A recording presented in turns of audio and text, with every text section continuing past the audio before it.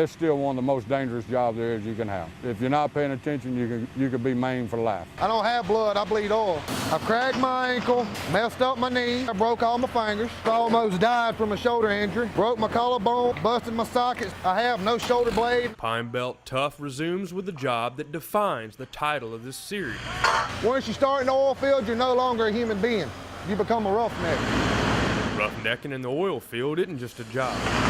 It's a way of life. You gotta be a special breed to be a roughneck. Not saying we're tougher than everybody else, you just gotta have the mindset. And a long-standing family tradition for oil men and their families across the nation. My grandpa, he was roughneck. My daddy was a roughneck. All my uncles, 90% of my cousins. When Triple S Wells out of Columbia brings in a workover rig to complete a well for a company like Apache. This is a brand new well that's been drilled by a drilling rig. We come in and recomplete it. The derrick hands begin by cleaning out the well bore. We're going in now to clean out the bottom hole, get all the old drilling mud out, get good fresh water in. The drilling mud and water help maintain the downhole pressure. Once the water pumped into the well comes out clean, it's time to start pushing pipe. The pipe loader lifts the 31-foot, 200-pound joint up to the rig floor. A derrick hand latches onto the pipe with an elevator that allows the tool pusher to hoist it up horizontal to the derrick. Derrick hand Sammy Sistrunk uses a stabbing guide to align the two joints. Hydraulic set of tongs, just like a big wrench, but it's run off hydraulics.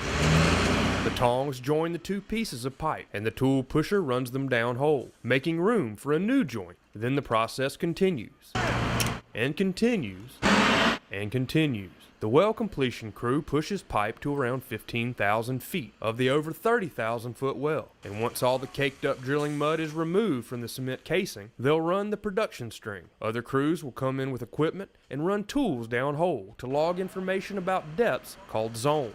Find their zones and perforate. That allows it all to come from the formation into the well bore. They'll use a perforation gun to shoot a bunch of holes through the lining of the well and allow the oil to enter the bore. The production string tubing will allow access to the oil. Then it's time to put on the blowout preventer, which is a safety device. If for some reason you lose control of the well, that seals it off. That will cut the well, cut the pipes, it's closed for good. Safety has become the oil field's big #1 thing right now. Safety regulations are strictly adhered to, and supervisors never know when health, safety, and environmental officials will pay a visit to the site. So if you work unsafe or don't get along well with your fellow roughnecks, you're sure to get run off from the crew.